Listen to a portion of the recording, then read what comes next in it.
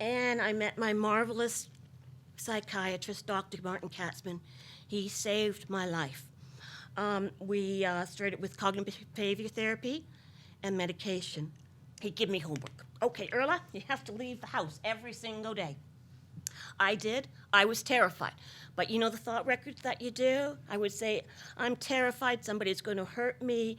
If somebody wants to talk to me, nobody wants to talk to me because I'm stupid, I'm not important.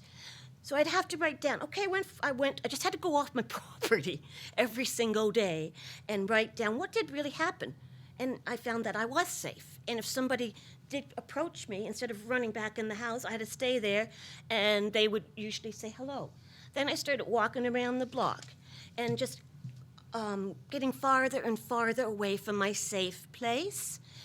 And I would write in my journal, I hate you, Dr. Katzman, a lot of the times, because I knew I had to trust this man, and I did trust him.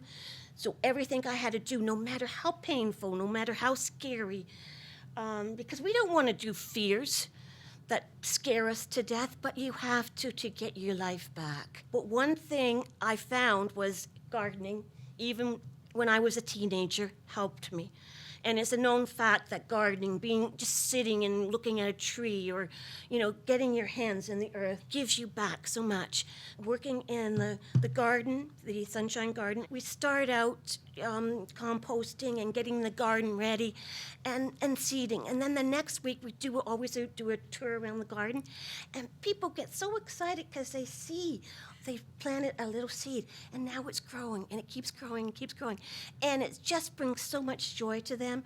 As the garden is growing, they're growing. Part of my recovery with social phobia, because I know how very lonely and what a very desperate disorder it can be, I started the Social Phobia Support Group of Toronto in 2001 with 3 members in High Park.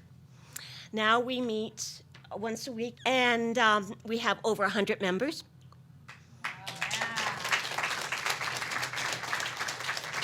Yeah, and I have a co-facilitator named Paul, and he is my best friend, the only best friend I've ever had in my life.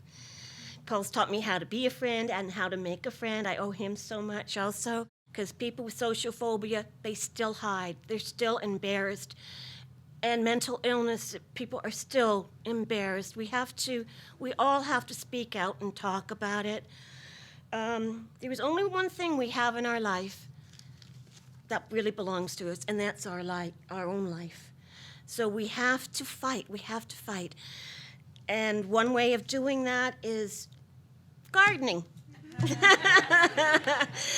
So thank you very much for being here.